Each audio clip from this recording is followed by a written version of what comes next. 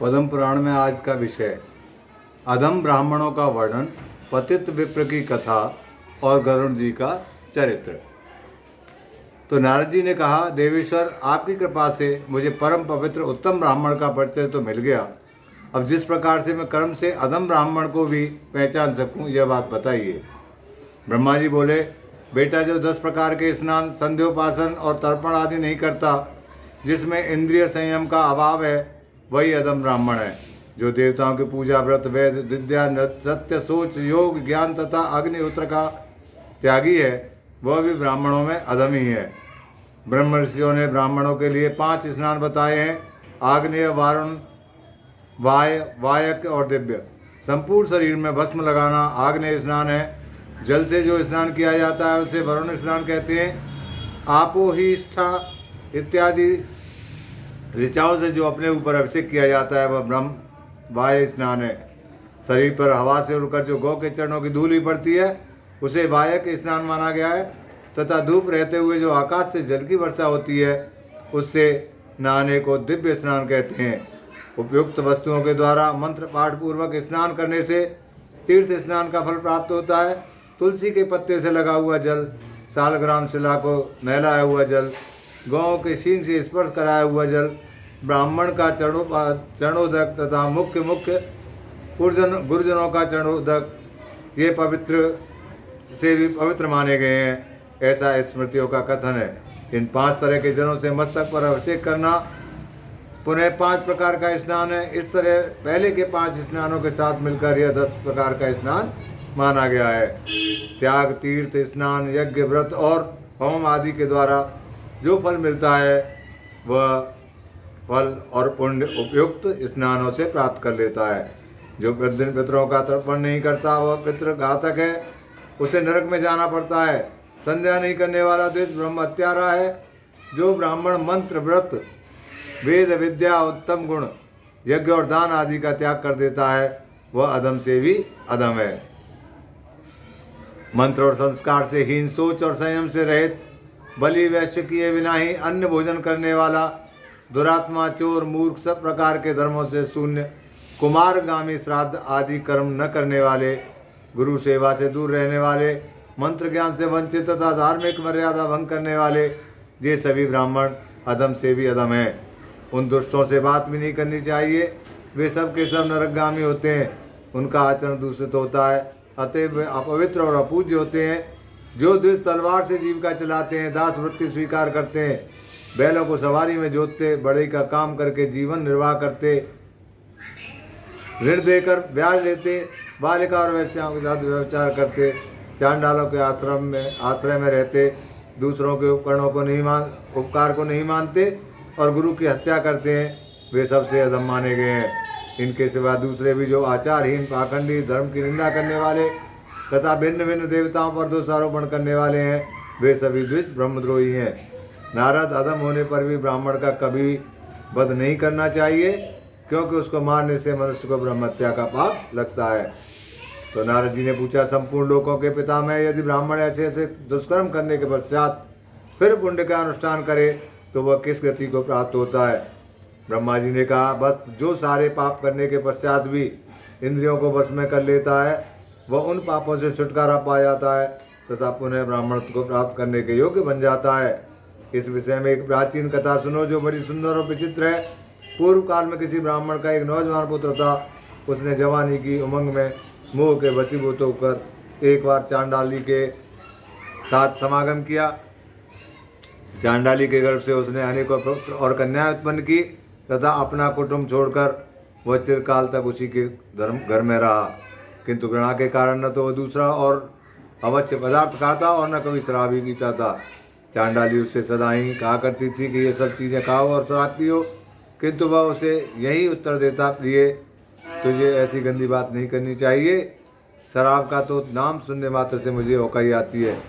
एक दिन की बात है, वह थका मादा होने के कारण दिन में भी घर ही सो रहा था। चांडाली ने शराब उठाई और हंसकर उसके मुंह में डाल दी। मदरा की बूंद पड़ते ही उस ब्राह्मण के मुंह से अग्नि प्रज्वलित हो गई उठी। उसकी ज्वाला ने फैलकर कुटुंब से उस चांडाली को जलाकर भस्म कर दिया तथा उसके घर को भी फूंक डाला। उस समय वह ब्राह्मण हाय हाय करता हुआ उठा और बिलक बिलक कर रोने लगा। विलाप के बाद उसने पूछना आरंभ किया, कहाँ से आग प्रकट हुई और कैसे मेरा घर जला? तब आकाशवाणी ने उससे कहा, तुम्हारे ब्रह्म तेज ने चांडाली के घर में आग लगाई है। उसके बाद उसने ब्राह्मण के मुँह में शराब डालने आदि का ठीक ठीक वृतांत कह सुनाया। यह सब सुनकर ब्राह्मण को बड़ा विस्मय हुआ। उसने इस विषय पर भली भांति विचार करके अपने आप को उपदेश देने के लिए यह बात कही, विप्र तेरा तेज नष्ट हो गया, अब तू पुनः धर्म का आचरण कर। तदनंतर उस ब्राह्मण ने बड़े बड़े मुनियों के पास जाकर उनसे अपने हित की बात पूछी। मुनियों ने कहा, तू दान धर्म का आचरण कर। ब्राह्मण ने अमर व्रतों के द्वारा सब पापों से छूट जाते हैं, अतः तू भी अपनी पवित्रता के लिए शास्त्रोक्त नियमों का आचरण कर। चांद्रायण, कृच्छ, तत्कृच्छ, प्राजाप्रत्य तथा दिव्य व्रतों का प्रारंभवार अनुष्ठान कर। ये व्रत समस्त दोषों का तत्काल दोष शोषण कर लेते हैं। तू पवित्र तीर्थों में जा और वहाँ भगवान श्री विष्णु की आराधना कर। ऐसा करने से तेरे सारे पाप शीघ्र ही नष्ट हो जाएंगे। पुण्य तीर्थों और भगवान श्री गोविंद के प्रभाव से पापों का क्षय होगा और तू ब्रह्मत्व को प्राप्त होगा। तात इस विषय में हम तुझे एक प्राचीन इतिहास सुनाते हैं। पूर्व काल में बिंतानंदर गरुण जब अंडा फोड़कर बाहर निकले, तब नवजात शिशु की अवस्था में ही उन्हें आहार ग्रहण करने की इच्छा हुई। वे भूख से व्याकुल होकर माता से बोले, माँ मुझे कुछ खाने को दो। पर्वत के समान शरीर वाले महाबली गरुण को देखकर परम सौभाग्यशाली माता बिंता के मन में बड़ा हर्ष हुआ।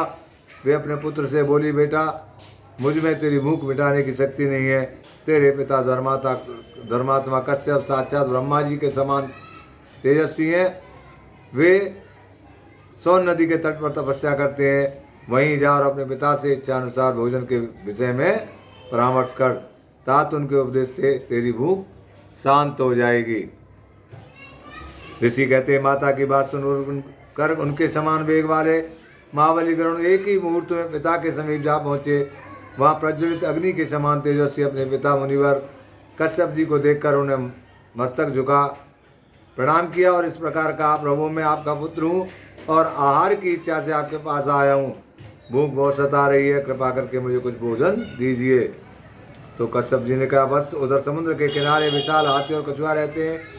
वे दोनों बहुत बड़े जीव हैं, उनमें अपार बल है। वे एक दूसरे को मारने की घात में लगे हुए हैं। तू शीघ्र ही उनके पास जा, उनसे तेरी भूख मिट सकती है।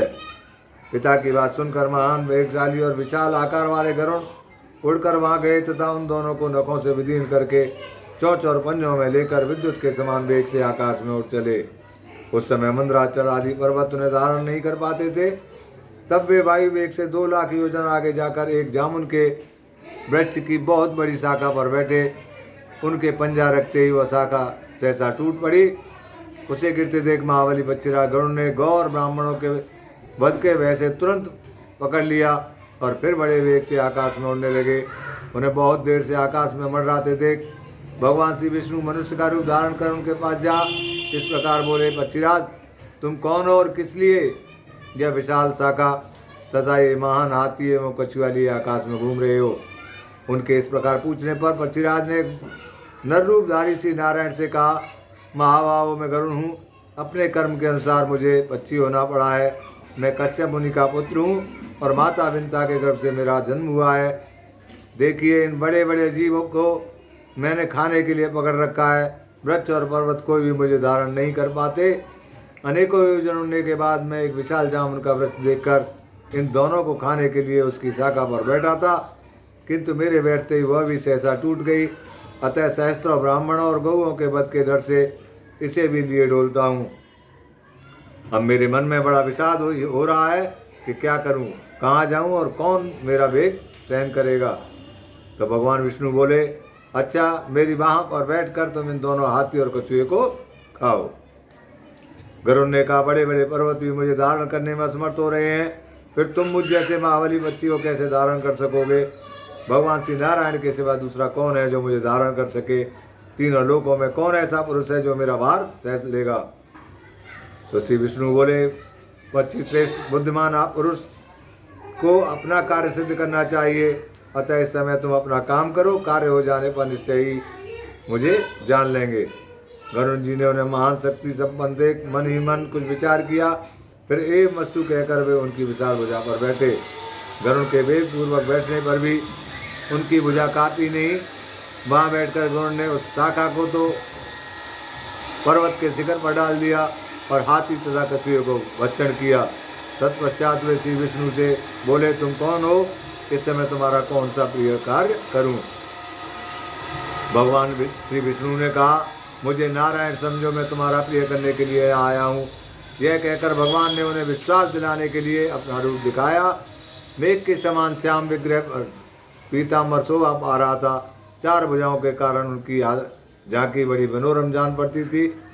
हाथों में शंख चक्र गदा और पद्म धारण किए सर्वदेवेश्वर श्री हरि दर्शन करके गरुड़ ने उन्हें प्रणाम किया और कहा, पुरुषोत्तम बताइए, मैं आपका कौन सा प्रिय कार्य करूं? श्री विष्णु बोले, सके तुम बड़े सूरवीर हो, अतः हर समय मेरा वाहन बने रहेंगे। यह सुनकर पक्षियों में शेष गरुड़ ने भगवान से कहा, देवेश्वर, आपका दर्शन करके मैं धन्य हुआ, मेरा जन्म सफल हो गया। प्रभु, मैं पिता माता से आज्ञा लेकर आपके पास आऊँगा। तब भगवान ने प्रसन्न होकर कहा, बच्चीराज, तुम अजर अमर बने रहो, किसी भी प्राणी से तुम्हारा वध न हो, तुम्हारा कर्म और तेज मेरे समान हो, सर्वत्र तुम्हारी गति हो, निश्चय ही तुम्हें सब प्रकार के सुख प्राप्त हो, तुम्हारे मन में जो इच्छा हो वो सब पूर्ण हो जाए, तुम्हें अपनी रुचि के अनुसार यथेष्ट आहार बिना किसी कष्ट के प्राप्त होता रहेगा, तुम शीघ्र ही अपनी माता की कष्ट से मुक्त करोगे। ऐसा कहकर भगवान श्री विष्णु तत्काल अंतर्ध्यान हो गए। गरुड़ ने भी अपने पिता के पास आकर सारा वृत्तांत कह सुनाया।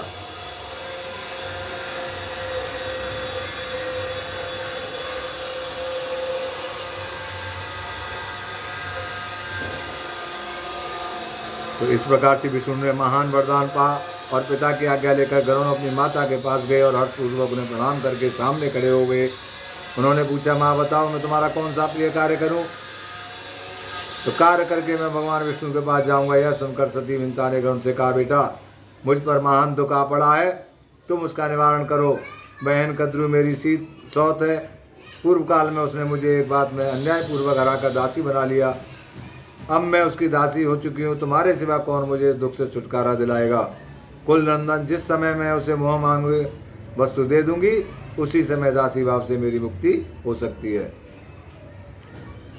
तो गरुड़ जी ने कहा, माँ शीघ्र ही उसके पास जाकर पूछो वो क्या चाहती है, मैं तुम्हारे कष्ट का निवारण करूंगा। तब दुखनी बिंता ने कद्रु से कहा, कल्याणी, तुम अपनी अभीष्ट वस्तु बताओ, जिसे देकर मैं इस कष्ट से छुटकारा पा सकूं। यह सुनकर उस दुष्टा ने कहा, मुझे अमृत ला दो। उसकी बात सुनकर बिंता धीरे धीरे लौटी और बेटे से दुखी होकर बोली, तात वह तो अमृत मांग रही है, अब तुम क्या करोगे? गरुड़ ने कहा, माँ तुम उदास न हो, मैं अमृत ले आऊँगा। जो कहकर मन के बेग समान बेगवान पक्षी गरुड़ सागर से जल ले आकाश मार्ग से चले। उनके पंखों की हवा से बहुत सी धूल भी उनके साथ साथ उड़ती गई। धूल बस उनका साथ न छोड़ सकी। गंतव्य स्थान पर पहुंचकर गरुड़ ने अपनी चोंच में रखे हुए जल से वहाँ के अग्निमय प्रकार परकोटे को बुझा दिया तथा अमृत की रक्षा के लिए जो देवता नियुक्त थे, उनकी आंखों में पूर्वक धूल भर गई, जिससे वे गरुड़ जी को देख नहीं पाते थे। बलवान गरुड़ ने रक्षकों को मार गिराया और अमृत लेकर वे वहाँ से चल दिए। पक्षी को अमृत लेकर जाते देख ऐरावत पर चढ़े हुए इंद्र ने कहा, अहो पक्षी का रूप धारण करने वाले, तुम कौन हो जो बलपूर्वक अमृत को लिए जाते हो? संपूर्ण देवताओं का प्रिय करके यहाँ से जीवित कैसे जा सकते हो? गरुड़ ने कहा, देवराज, मैं तुम्हारा अमृत लिए जाता हूँ, तुम अपना पराक्रम दिखाओ। यह सुनकर महाबाहु इंद्र ने गरुड़ पर तीखे बाणों की वर्षा आरंभ कर दी। मानो मेरुगिरी के शिखर पर मेघ जल की धाराएं बरसा रहा हो। गरुड़ ने अपने वज्र के समान तीखे नखों से ऐरावत हाथी को विदीर्ण कर डाला तथा मालती सहित रथ और चक्रों को हानि पहुंचाकर प्रगामी देवताओं को भी घायल कर दिया। तब इंद्र ने कुपित होकर उनके ऊपर वज्र का प्रहार किया। वज्र की चोट खाकर भी महारथी गरुड़ विचलित नहीं हुए, वे बड़े वेग से भूतल की ओर चले। तब इंद्र ने सब देवताओं के आगे स्थित होकर कहा, निष्पाप गरुड़, यदि तुम नाग माता को इस समय अमृत दे दोगे तो सारे सांप अमर हो जाएंगे। अतः यदि तुम्हारी सम्मति को तो मैं इस अमृत को वहाँ से हर लाऊंगा। गरुड़ बोले, मेरी साध्वी माता बिंता दासी भाव के कारण बहुत दुखी है। जिस समय वह दासीपन से मुक्त हो जाए और सब लोग इस बात को जान जाएं, उस समय तुम अमृत को हर ले जाना। ये कहकर महाबली गरुड़ माता के पास जा इस प्रकार बोले, माँ मैं अमृत ले आया हूँ, इसे नाग माता को दे दो। अमृत सहित पुत्र को आया देख मिनता का हृदय हर्ष से खिल उठा। उसने कद्रू को बुलाकर अमृत दे दिया और स्वयं दासी भाव से मुक्त हो गई। इसी बीच में इंद्र ने सहसा पहुंचकर अमृत का कलर घड़ा चुरा लिया और वहाँ विष का पात्र रख दिया। उन्हें ऐसा करते कोई देख न सका। कद्रू का मन बहुत प्रसन्न था। उसने पुत्रों को बेपूरा बुलाया और उनके मुख में अमृत जैसा दिखाई देने वाला विष दे दिया। नाग माता ने पुत्रों से कहा, तुम्हारे कुल में होने वाले सभी सर्पों के मुख में ये अमृत की बूंदें नित्य निरंतर उत्पन्न होती रहे तथा तुम लोग इनसे सदा संतुष्ट रहो। इसके बाद गरुड़ अपने पिता माता से वार्तालाप करके देवताओं की पूजा कर अविनाशी भगवान श्री विष्णु के पास चले गए। जो गरुड़ के इस उत्तम चरित्र का पाठ या श्रवण करता है वह सब पापों से मुक्त होकर देवलोक में प्रतिष्ठित होता है। ब्रह्मा जी कहते हैं, ऋषियों के मुख से यह उपदेश और गरुड़ का प्रसंग सुनकर वह पतित ब्राह्मण नाना प्रकार के पुण्य कर्मों का अनुष्ठान करके पुनः ब्राह्मणत्व को प्राप्त हुआ और तीव्र तपस्या करके स्वर्गलोक में चला गया। सदाचारी मनुष्य का पाप प्रतिदिन तीक्ष्ण होता है और दुराचारी का पुण्य सदा नष्ट होता रहता है। अनाचार से पतित हुआ ब्राह्मण भी यदि फिर सदाचार का सेवन करे तो वह देवत्व को प्राप्त होता है। अतः द्विज प्राणों के कष्टगत होने पर भी सदाचार का त्याग नहीं करते। नारद तुम भी मन वाणी शरीर और क्रिया द्वारा सदाचार का पालन करो। बोलो सत्य सनातन धर्म की जय। राजा रामचंद्र भगवान की जय। उमापति महादेव की जय। बोलो भगवान श्री हरि विष्णु की जय। जय जय श्री राधे।